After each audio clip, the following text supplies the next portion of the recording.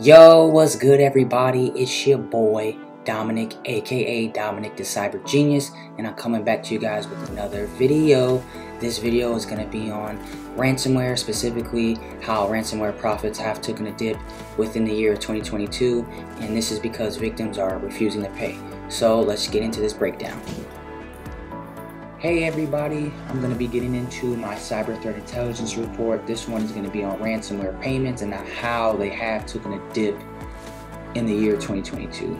So as everybody knows, ransomware is a popular cyber attack that threat actors use to encrypt or lock your files, and when they're able to do that, they then try to ask or demand a ransom from you to get the decryptor or the decryptor key back in order for you to access your files again. Usually you're never supposed to, or it's kind of hard to trust somebody like that that's trying to offer that with a ransom, because you're not guaranteed to always get your money back.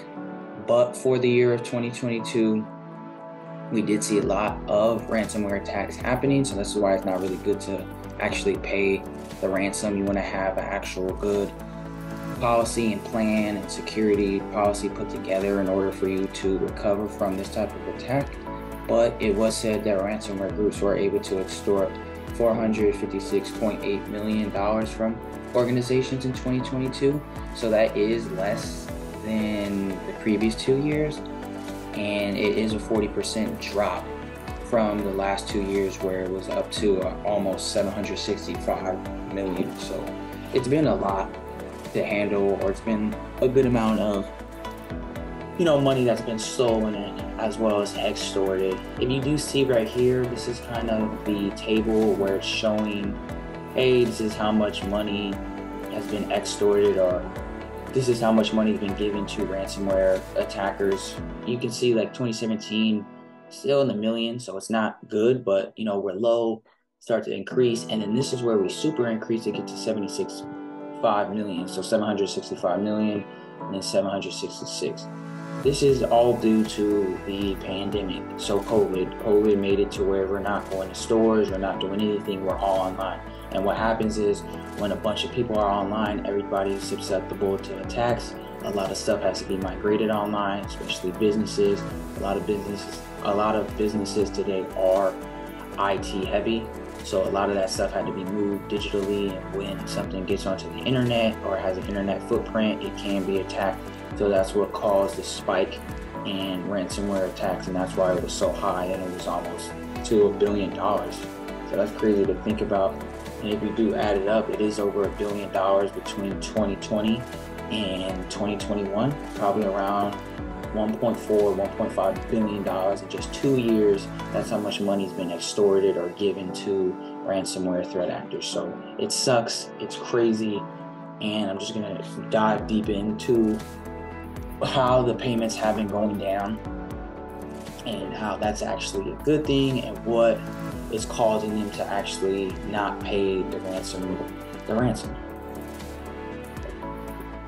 As I scroll down here, they were saying that the decline in ransomware profits isn't from fewer attacks, but it is stemming from victims just not wanting to pay. So it is a good thing, but it's also not really. It's kind of good and it's kind of bad, right?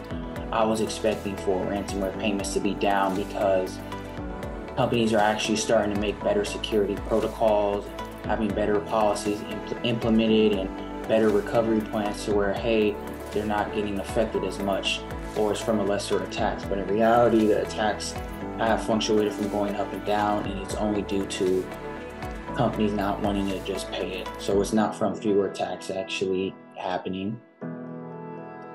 As far as 2022, ransomware was very active. Thousands of file encrypting malware strains targeting organizations of all sizes, all sectors. So don't worry, you can't hide. It's never the matter of if, it's always a matter of when. So no matter the size of your company or network, you could possibly be attacked, or you will be attacked. It's just when it's actually going to happen. And the smaller networks or the smaller companies or the education sector and healthcare are very targeted sectors because they know that cybersecurity isn't taken serious. They don't have enough money to protect themselves, and they don't have enough money to even recover if they were to be hit with a ransomware attack. But anyway, just getting into payments decreasing and things like that, the results that came from payments decreasing it's a little bit of a better thing, right? Because if I scroll down here in this article, due to them actually decreasing, it has decreased the amount of time a ransomware strain is up, right? So there's different ransomware strains and how they affect people, and those strains are typically up and live or online for a certain amount of days, but due to diminishing profits as well as other reasons, the average ransomware lifespan dropped from 150 days, which was in 2021, to just 70 days in 2022. So that is a good thing. We are making progress, making it to where the threat actor either can't get a payment out of them and they're forced to just give up on the attack, or the ransomware isn't as strong and companies are maybe being more secure and they're able to fight it all.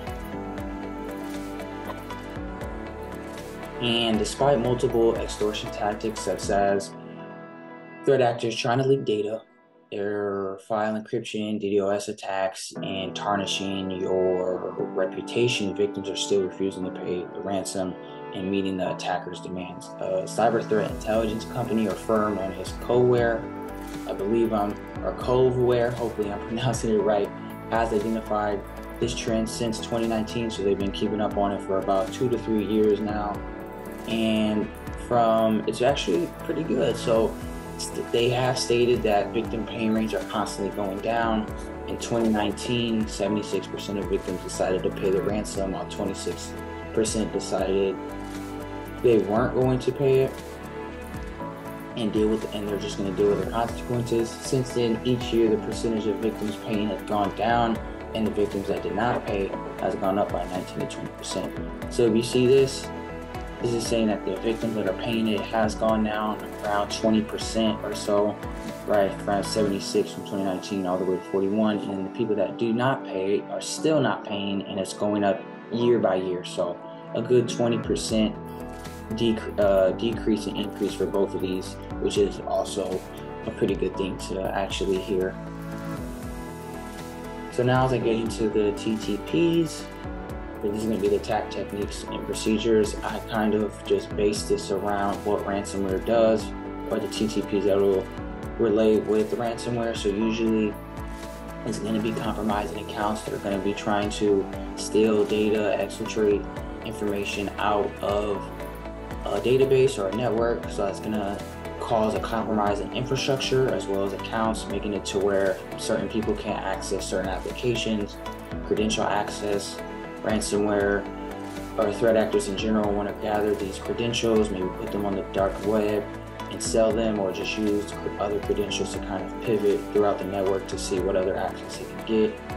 Impact, so data manipulation and destruction, so they could manipulate the data, they can encrypt it, they can destroy it, they can do it basically whatever they want and kind of lie to you or say, hey, if you pay me this ransom, I'll give it to you. But in reality, your data is probably tampered with, interrupted, messed up. They probably got a copy of your actual data that's actually good and that's intact, and then the stuff they're giving back to you is just watered down or messed up. As far as the last two, data encrypted for impact, so this is going to be them locking any data or apps or files that the user has and encrypting them until the ransom's paid. And then sometimes the ransomware is so bad that companies or networks are forced to actually shut down because they don't want other parts of the network being infiltrated or stolen. Next is just going to be reconnaissance. So this is going to be gather victim identity information and organization information. So this could be any personal information that a threat actor might want to gain. So this could be credit card information, usernames, emails, anything that the threat actor wants, they're going to try to get that aligns with getting customers' information as well as organization information. Maybe it's tax documents or some sensitive information that companies do not want let out, and the threat actors are actually going to go ahead and take it. And then the last one, just initial access, bound accounts, affected assets, and organizational impact. Ransomware attacks have severe consequences, right? They're nothing to really play with when it comes to getting hit with one. And it could range from, the consequences can range from files stolen, loss of revenue, and a tarnished reputation. We've already seen how people deal with these ransomware attacks, and the companies that don't deal with them well or fail to secure any of their assets or lie about what actually happened, what was stolen, they are getting punished in the media. We've already seen LastPass get punished. They may not even be around in the next few years, as well as people are not even wanting to use them anymore due to them being lackluster and lying about what actually happened. And yes, it's not right for us to judge a company. We don't know what they're doing. We don't know what protocols they have. We don't know what budgets they have, but we're only seeing the top of the cake. We're not really seeing what's at the bottom or what's in the middle, so we can't really judge them too much. But the information that's given to us, we should be able to just, come up with an idea or an opinion of what they were doing and why what they did was unusual or why that was actually bad. So we can't really judge them fully because we don't know the full story, but companies are notorious for being lazy and not caring, and then they get tarnished in public and hit for it, and that's why you can see these companies ruining or getting their reputation ruined. Now I'm going to get into more of like the ransomware strains or the groups. So the most popular groups that I saw within 2022, there was some emergence of new ones. The new ones that I did see were like Royal. I know there is some new ones, right? So it was Royal, the Play Ransomware, Black Basta, Lockbit is still, intact. They said that Lockbit went under, but they have had I feel like, or they're saying that even though Lockbit went under, that some of its employees are joining smaller groups, and you can see it through the ransomware strains and how things look. They said Ragger was a new one, as well as Black Cat. Hive was a pretty good one. They were targeting the energy and military sector a lot. The Cuba ransomware, Black Cat, as well as Vice Society. Vice Society isn't new, but they were really killing it when it comes to ransomware activity, and they were hitting a lot of the education sector. LAUSD was one of the biggest school districts in the world that got hit by Vice Society. So those are kind of the ransomware as a service groups that are taking over the quarters or that took over 2022 as far as ransomware activity.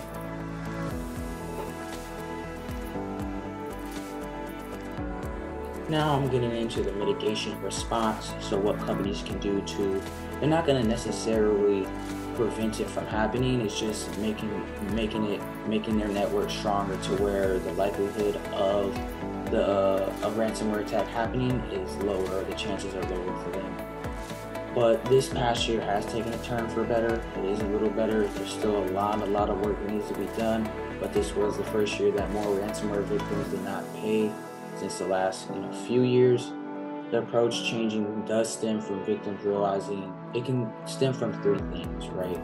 I'm gonna get into what I think actually is happening or what's it actually stemming from. But the three things that it can stem from is, one, victims realizing that paying the ransom does not guarantee their files will be given back or deleted, so they may not want to pay it because of that.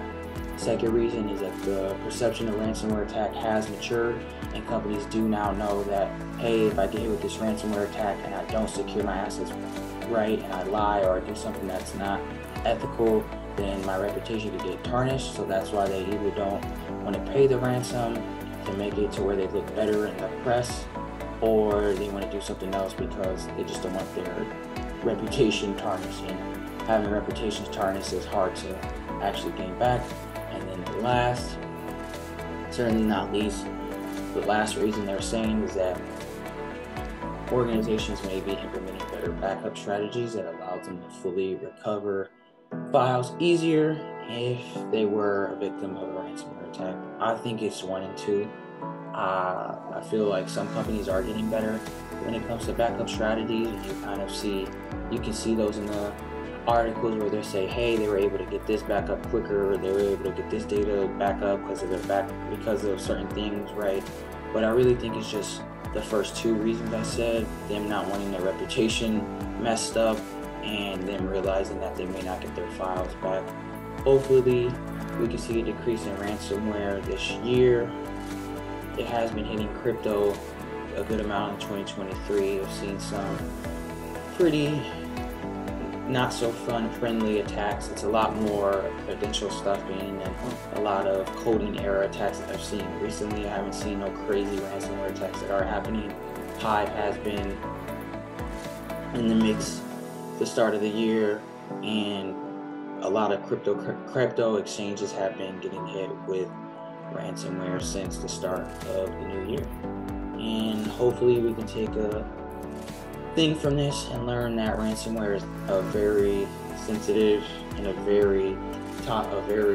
even know how to say it, but it's a very serious topic that we need to discuss and that we need to have plans for. So companies need to have a disaster recovery plan, make sure backups locally and digitally are working, making sure they test the backups, right? And just making sure different security protocols are put in place to help secure the digital assets that we have within our company and on our network.